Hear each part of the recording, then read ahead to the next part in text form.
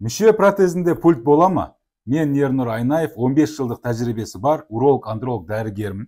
Қазір соны сіздерге түсіндіретін болам.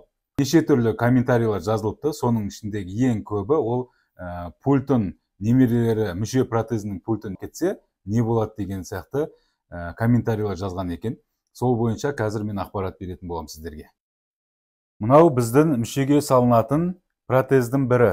Екі түрлі протез бар, біреуі бір компоненттік, екіншісі үш компоненттік. Үш компонент деген мынау резервуар, бұл қуықтың қасында болады. Мынау цилиндр мүшенің ішіне салынады, и помпасы осы помпаны бағанағы айтып отқан пульт ретінде есептелінеді. Осы помпаны қолмен басқан кезде мынау резервуардағы суды мүшенің цилиндрына айдайды.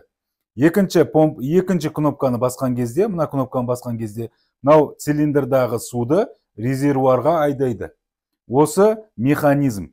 Бұл пультті ешкім алып кете алмайды, себебі бұл пульт, сіздер айтып отқан пульт, негізі помпа, ол мошонканың, уманың ішінде тұрады. Оны кесіп алмайынша ешкім қасына қойып қоймайды. Сол үшін немерелер тем более алып кете алмайды, ол жағынан қорықпасаңыздар болады. Протез қойылған кезде мүше толықтай тұрады, мүшенің сезімталдығы сақталады, оргазм алуы сақталады, ұрық шығады, бала көтерте алады. Сол үшін осы протезді кімге қоямыз, оны келесі видеода қараңыздар.